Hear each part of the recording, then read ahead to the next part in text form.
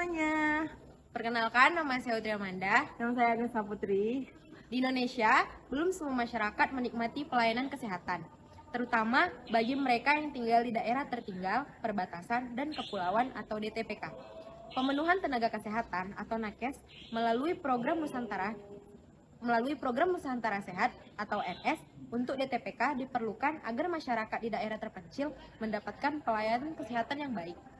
Masyarakat yang tinggal di DPTK umumnya mengalami kesulitan untuk mengakses pelayanan kesehatan primer yang berkualitas.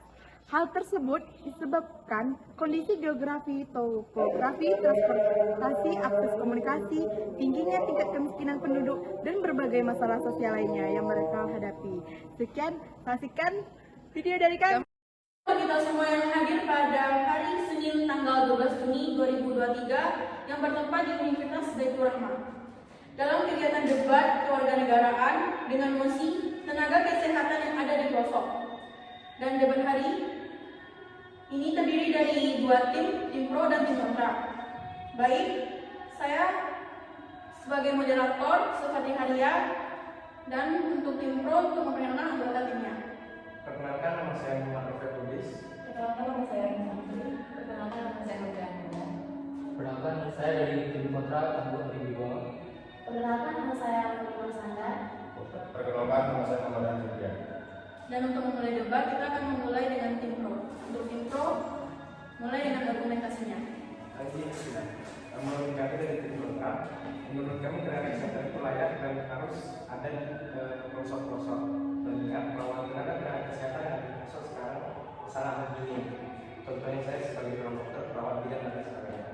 Dan menurut kami di setiap pelosok-pelosok yang ada di penjuru negeri harus ada minimal membuat tim dalam satu daerah tersebut. Terima kasih. Baik, untuk tim kontra, ada menambahkan? Pimpinan, jika pemerintah ataupun organisasi terkait dari tenaga kesehatan untuk menambahkan tenaga kesehatannya di pelosok, harus terlebih dahulu menyediakan fasilitas yang mumpuni. Tidak mungkin fasilitas untuk 3 orang harus diisi 8 orang, itu mustahil. Lalu bagaimana dengan pasien? Di mana fasilitas pasien? Dan mungkin pasien akan kita letakkan di teras klinik atau di mana. Sementara bangunan saja tidak mencukupi dan tidak layak. Jadi jika ingin tenaga kesehatan ditambah, fasilitas harus diperbaiki. Sekian. Menurut kami, tenaga kesehatan yang ada di pelosok-pelosok, walaupun dengan minimnya fasilitas yang diberikan pemerintah, menurut kami itu sudah ada perkembangan dari zaman ke zaman. Contohnya saja dari zaman periode Bapak Presiden SBY dengan Pak Presiden Joko Widodo saat ini, untuk tenaga kesehatan yang ada di pelosok-pelosok maupun rumah sakit sudah bahkan sudah dibangun sudah layak untuk tenaga kesehatan dan tenaga medis. Untuk tenaga medis sudah diberikan jaminan yang layak di pelosok-pelosok, dan bahkan untuk gaji sendiri di pelosok itu lebih besar daripada di daerah. Terima kasih. Jadi nama. Salam. Memang tenaga medis di Indonesia ini juga cukup banyak, otomatis juga bisa disebar-sebar ke pelosok tersebut. Nah, jadi dengan sebar ke pelosoknya otomatis makin banyak tenaga medis yang diletakkan di pelosok-pelosok. Nah, jadi sedangkan di pelosok-pelosok ini jauh dari yang namanya jangkauan komunikasi dengan halayak ramai, sehingga dapat menyebabkan kurangnya komunikasi antara daerah pelosok dengan ke daerah yang memiliki keramaian, sehingga fasilitas-fasilitas pun, contohnya alat-alat komunikasi dan sebagainya itu minim di daerah pelosok, sehingga di mana di daerah pelosok ini jika kurang sesuatu atau memiliki pasien yang penyakitnya di luar dari kemampuan medis dari daerah pelosok tersebut, maka itu akan sangat sulit. Jadi lebih baik untuk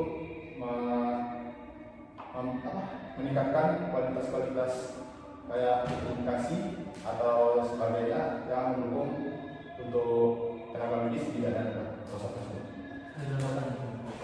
Jadi dia itu memang fasilitas. Tidak mungkin presiden menyuruh tenaga kesehatan pergi ke pelosok dengan membawa 2 tas tanpa ada fasilitas dari tempat yang layak dari pelosok tersebut.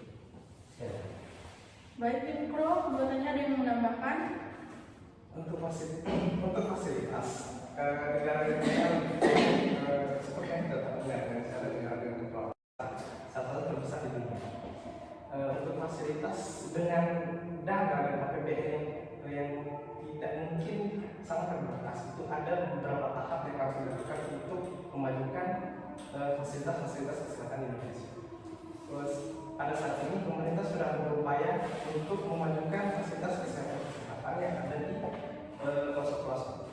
Bahkan untuk dana untuk kesehatan saja itu lebih diutamakan kepada pendidikan dan kesehatan. Jadi dapat didefinisikan bahwa pemerintah sudah mengutamakan kesehatan bagi rakyatnya masing-masing.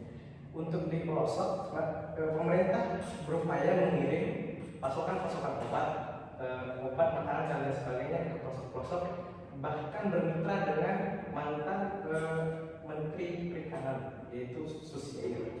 Dan walaupun pilot Susi Air sekarang tahan, tapi kan untuk pasokan-pasokan yang ada di penjuru negeri itu masih dikirim sampai sekarang. Jadi dengan menurut saya upaya pemerintah itu tidak berhenti sampai di situ saja. Dan seperti yang kita tahu, negara Indonesia bukanlah negara yang berkembang, bukanlah negara yang maju, tapi negara berkembang.